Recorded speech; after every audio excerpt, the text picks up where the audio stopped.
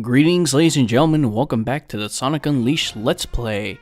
So, we pretty much got finished with the nighttime stage of Empire City, and now we're going to be heading back to Shamar and heading to Professor Pickle's lab to see where we can go next and what new continents we can, open up, because I think in this part I'm going to be opening up the final continent of the game. Well, not the final continent, but,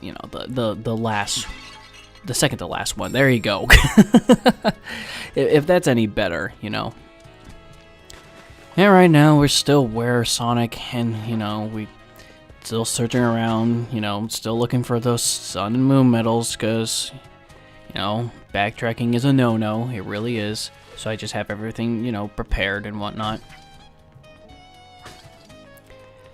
Ay. I already explained beforehand in the last part that, that some of the placements they put for the sun and moon medals could be kind of bullshit, because they could really be in very obscure places, and they hide them within certain objects and whatnot. I don't think that's really good design. It really isn't, but yeah, what can you do?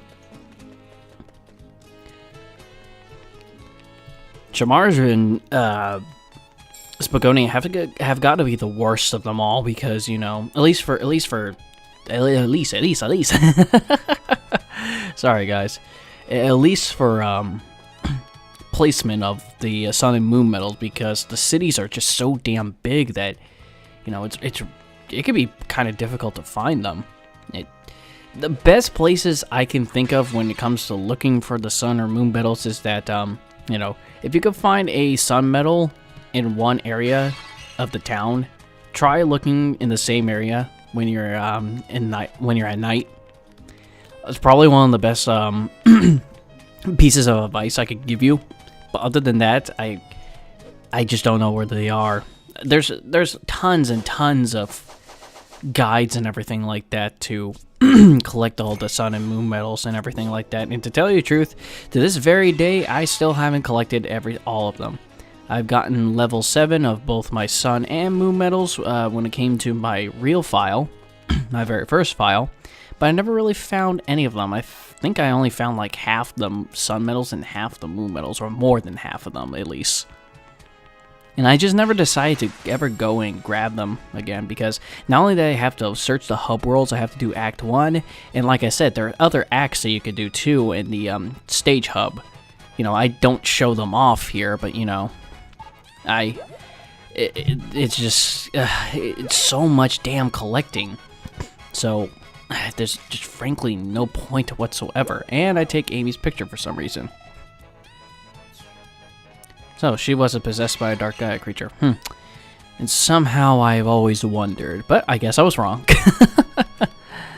I gotta stop laughing just because. I did it again.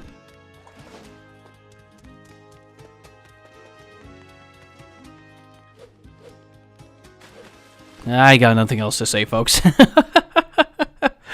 I'm just waiting at this point for us to get to the next stage, because, we will be going to Empire City's daytime stage, but unfortunately, past me does not know this. I thought that we could go to the nighttime stage of Shamar right now, but we can't. So I'm going to skip to actually when we get to Professor Pickle's lab, so we can get the second to last continent open of the Atabat, which... We'll get to its stage later. We will get to its daytime stage later. And that's where the last guide temple is. But, now we're able to access the new areas in Shamar and Empire City, because apparently you just need Professor Pickle's approval. I don't know, maybe if you bribe him with, some cucumber sandwiches, maybe, just maybe he'll open them up early for you, but who knows. So yeah, we're back in Empire City right now, and, this is a hub I don't mind, because it's very small, and I absolutely love the piece of music that plays in its hub, especially during the daytime. I love it. I know I already said this like back in part 14, but I absolutely just love it. So now we're actually going to be finally going to the daytime stage, and it's going to be a pain in the ass like getting to all the other stages, because seriously, I never understood why they just need a stage hub. I mean, it's bad enough that we already have a hub world. Do we really need a stage hub too? I mean, Sonic Adventure never did that.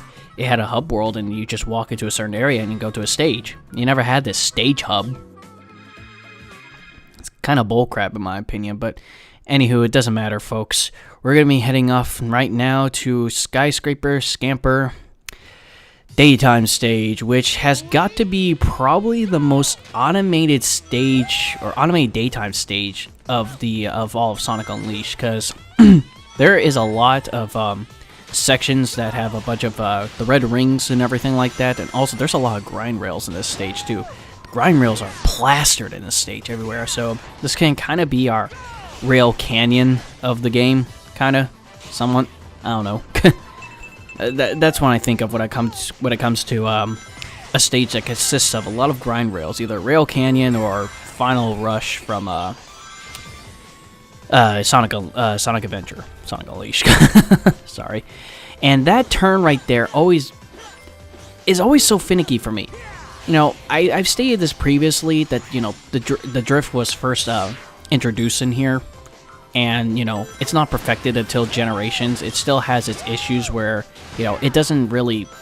It's a really stiff drift, and they expect you to drift that little section right there, but folks, do not drift that section because you will go careening off the edge and just fall to your death. Because, you know, at first I thought, okay, well, maybe if I angle myself right, maybe I'll be able to make that drift, you know, so I can easily, you know, get past, you know, the turn. But nope, I went careening off the stage, and no matter how many times I try, I always go careening off the stage. So, you know, it's the best thing to do in that part is not to hold the drift button whatsoever. It's just best to just slow down and take it with ease. You know, slow and steady gets past the part. There goes that lovely collision detection again. Just, I was nowhere near him, and somehow I got hit by him. And that was my own fault. But yeah, going back into Skyscraper Scamper Daytime Stage is that, like I said, this place is probably the most automated for what it has. Like I said, the grind rails, the red ring boosters, the trick ramps that they have right here, the one that's coming up right now. This one you have to, you kind of have to make it, or else you'll fall to your death. In fact, I think most of them are like that. And hey, look, who's back from Chunan? We haven't seen him in a bit. And, you know, same thing. Dodge him. Dodge. Keep an eye out for those bomb icons. Keep an eye out for everything. You know, watch out for his attacks. You'll have no problem whatsoever. And don't stand in front of the middle of a bomb like an idiot like I just did.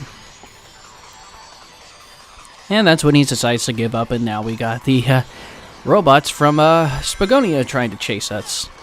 So yeah, they kind of throw in both chase gimmicks in here a bit. But what's different about these robots from the Spagonia ones is that they drop these little fire towers, I think. Yeah, those things right there. No different. They're really easy to dodge. Like, look at this. Look at all these springs and all these rails and everything like that. Like I said, this is the most automated stage in the entire game, and sorry to say, because of that reason, kind of diminishes the value of the stage to me, because, you know, if I have to go through look, I got myself an achievement. I don't know what it says. Like I said, watching these videos at pretty low quality, so can't really read any of the text. As long as I could see what I'm commentating on, I am perfectly fine. But, you know, because it's so automated, you know, it just...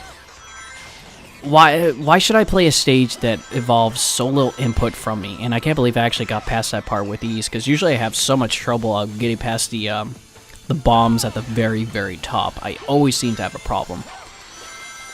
Because you know, like I said, I know I keep getting off a topic, and I'm sorry about that, folks, but, you know, because, you know, it's so automated, you know, with me putting less button input on a stage, why should I play it? You might as well play a racing game, you know. All you're doing is just going really, really fast, and to tell you the truth, that's not really fun level design. It's not terrible, but it's nothing that you'll go back and play a lot. I think Empire City is probably, other than Eggman Land, is probably the second stage I don't go back to the second stage I go back to the least. I love the music, and I will give it credit. It does have a lot of alternate pathways, which is a level design I love. But you know, with all its automated sections, unfortunately that doesn't save it whatsoever. So I cut back to where I get to Shamar and actually go to its nighttime stage now, because when I actually got here the first time, I didn't have enough moon medals. So yeah, I cut it out a whole section of me just finding all moon medals and whatnot. So now I finally, you know, got the place already up and running, so I don't have to worry about it. And I think this is the last stage that you actually need to find moon medals for, because other than that, the next stage we have to collect more sun medals for is Adabat's daytime stage, which I think, I'm not too sure by now if I already have my sun medals up to level 7, but I do know for a fact I have my moon medals up to level 6 at this point. So, you know, I don't have to worry about collecting any more moon medals. The more I have to worry more about sun medals, and you know, Shamar is definitely the place to look for sun medals. But going back into the Arid Sands nighttime stage, Arid Sands nighttime stage is more puzzle heavy than any of the nighttime stages beforehand. You know, Apatos, you know, we had, you know, it's a nice it's an introduction stage. I was about to say it was a nice introduction stage. Not really. Well, to teach you how the werehog works. Yeah, I guess it is. I guess I'm being a bit too unfair about it. And, you know, with Missouri, we get a bit of platform pushing. With Spagonia, we get a lot of platform climbing. With Chunan, we just got a whole ton of fighting, which is not too fun. Haleska, a lot of ice physics. And, you know, with Skyscraper Scamper, we get more platform gimmicks, but more annoying platform gimmicks. And here, we get a ton of puzzles. I guess they really have to put a puzzle stage in here somewhere. I don't know why, but apparently I guess they just have to. So that's the one thing that irks me about this whole stage, is that it's just a humongous puzzle level. Because throughout most of the stage, you've seen in the past stages that we've been collecting those certain stones and putting them on the pedestals, you know, the right color pedestals, you know, red on red, blue and blue and whatnot, and it activates a door. We're going to be doing that a lot in this stage.